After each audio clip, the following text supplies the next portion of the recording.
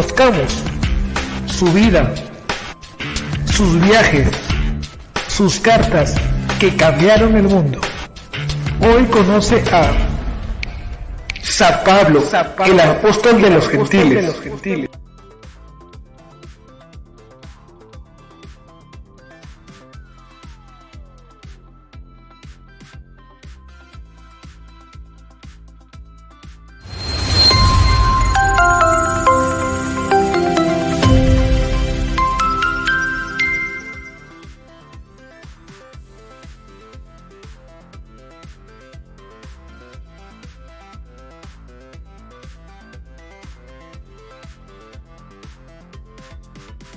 Las cartas de San Pablo son una de las más importantes dentro de la Sagrada Escritura, la Biblia.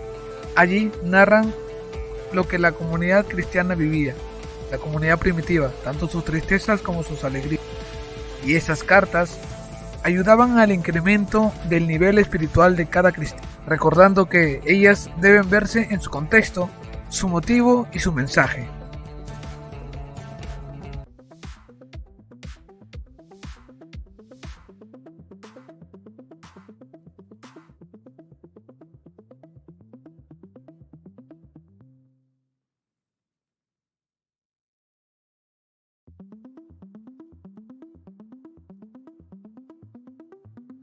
Las cartas paulinas, carta a los romanos.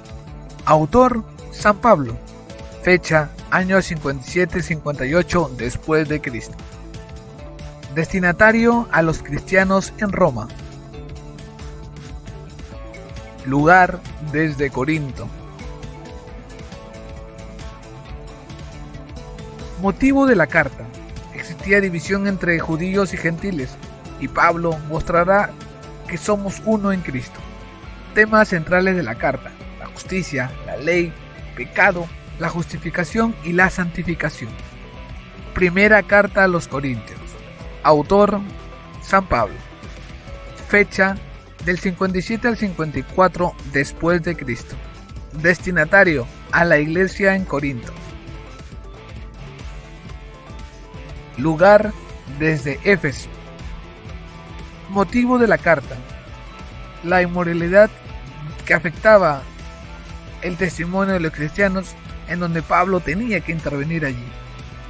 Tema central: la unidad cristiana, la moralidad, rol de las mujeres, los dones espirituales y la resurrección. Segunda carta a los Corintios. Autor, San Pablo. Fecha, 56 después de Cristo.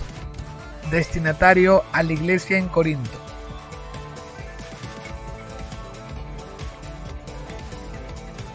Lugar, desde Macedonia. Motivo de la carta: defender el apostolado de San Pablo. Los temas centrales eran la autoridad apostólica, el nuevo pacto y el sacrificio. Carta a los Gálatas. Autor, San Pablo. Fecha, cerca del 50 después de Cristo.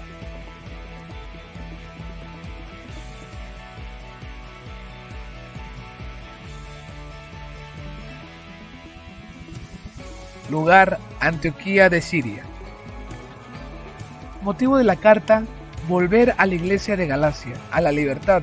Se habían alejado de la ley, era motivo de volver. Tema central: la gracia, la fe, la justificación, la libertad y los frutos del Espíritu Santo. Carta a los Efesios. Autor, San Pablo. Fecha, del 61 al 63.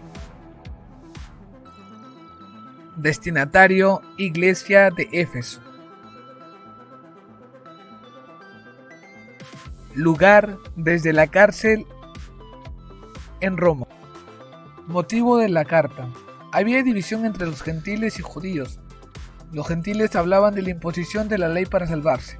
Pablo mostraría a Cristo como verdadero motivo y verdadero centro. Carta a los Filipenses. Autor, San Pablo. Fecha, del 61 al 63 después de Cristo. Destinatario: a los santos en Filipo. Lugar, desde la cárcel de Roma, y Timoteo lo iba a visitar.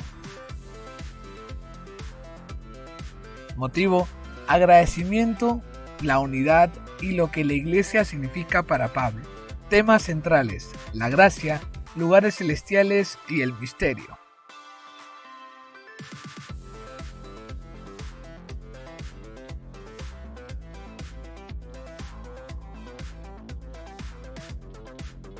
Estructura de las cartas paulinas. Existía una apertura en donde había el nombre del remitente, el destinario y el saludo. Luego, habían expresiones de gracia y bendición. El cuerpo. Habían dos motivos, o dos partes: la enseñanza doctrinal y el consejo general sobre la vida cristiana. Habían además exhortaciones finales, dando una recomendación como ayuda. Y por último, la clausura, que eran saludos y bendición final.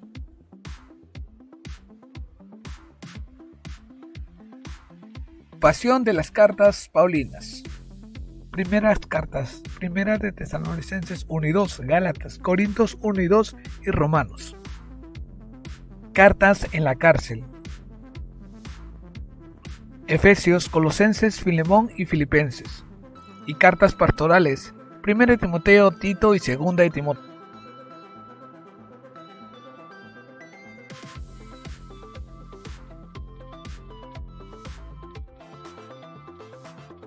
La primera carta de Pablo a los tesalonicenses. Esta es probablemente la carta de Pablo más temprana que tenemos, y su trasfondo se encuentra en el libro de Hechos, cuando Pablo y su colaborador Silas fueron a la antigua ciudad griega de Tesalónica. Y después de tan solo un mes, hablándole a las personas sobre las buenas nuevas de Jesús, un gran número de judíos y griegos comprometieron su lealtad a Jesús y formaron la primera comunidad de iglesias ahí.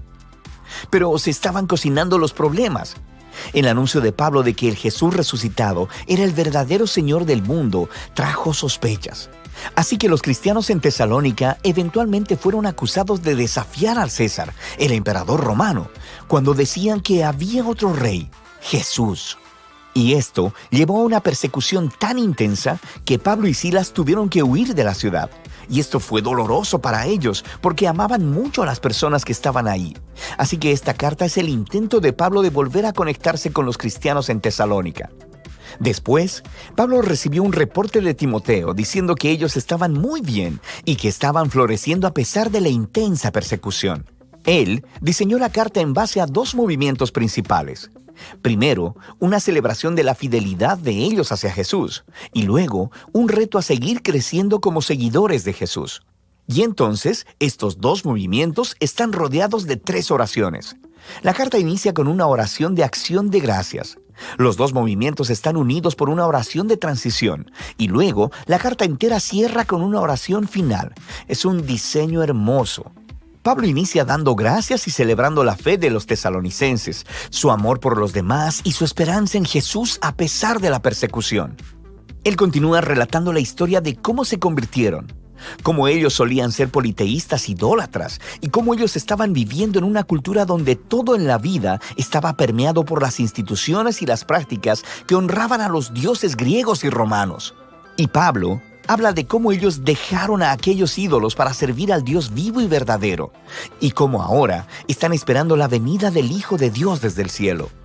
Así que, en una ciudad como Tesalónica, transferir tu lealtad hacia el Dios creador de Israel y al Rey Jesús tenía un costo: aislamiento de tus vecinos y hostilidad de tu familia. Pero para los tesalonicenses, el sobrecogedor amor de Jesús, quien murió por ellos, y la esperanza de su regreso, hacía que todo ello valiera la pena. Pablo luego hace un recuento de la historia de su misión en Tesalónica y de las queridas amistades que él formó allí con las personas. Aquí él usa metáforas realmente íntimas.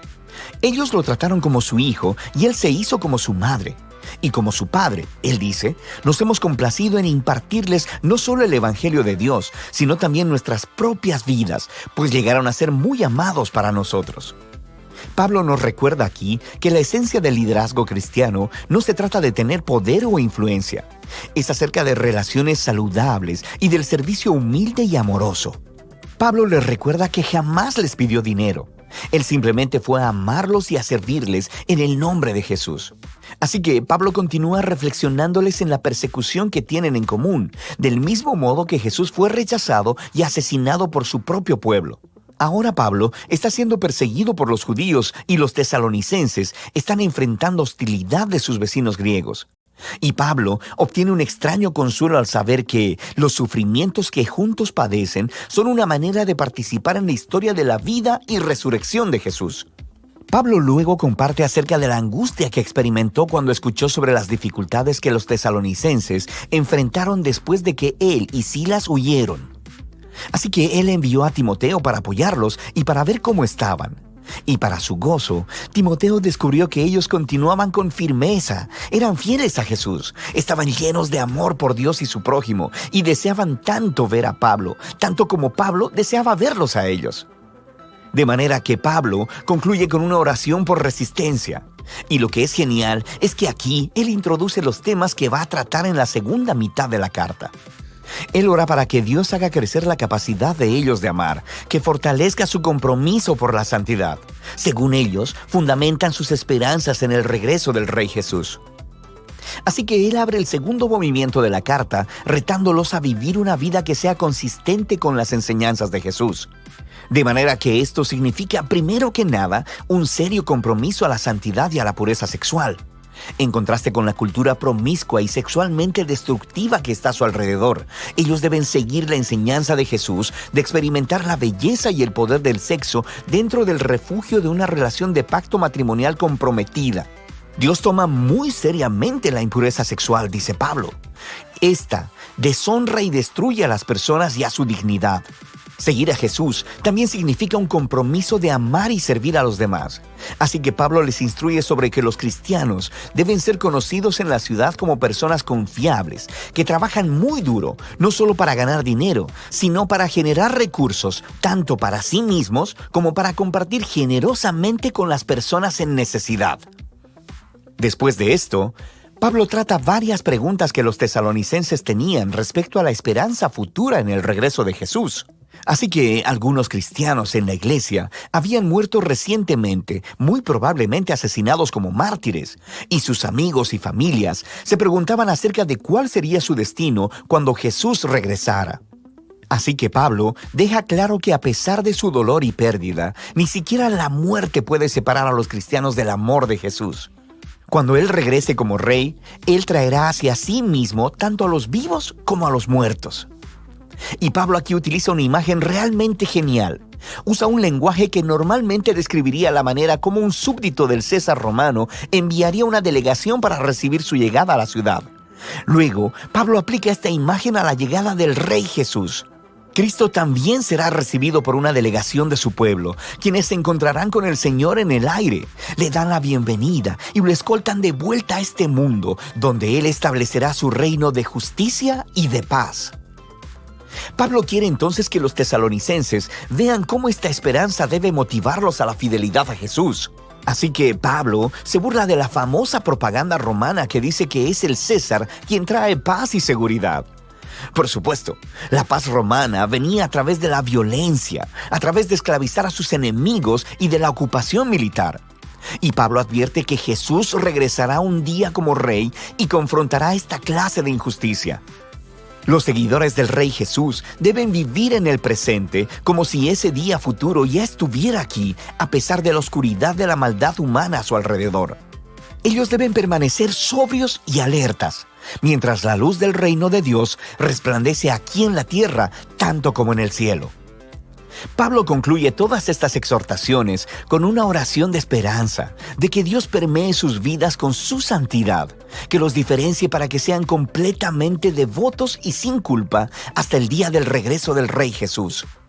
Primera de Tesalonicenses nos recuerda que desde el principio, el seguir a Jesús como Rey ha producido una manera de vivir contracultural o santa, y que esto a veces generará conflicto y sospecha entre nuestros vecinos.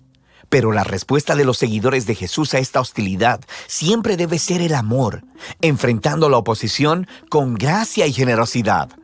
Y esta manera de vivir está motivada por la esperanza en el reino venidero de Jesús que ya comenzó con su resurrección de entre los muertos. Así que de eso se trata Primera de Tesalonicenses. Santidad, amor y esperanza futura.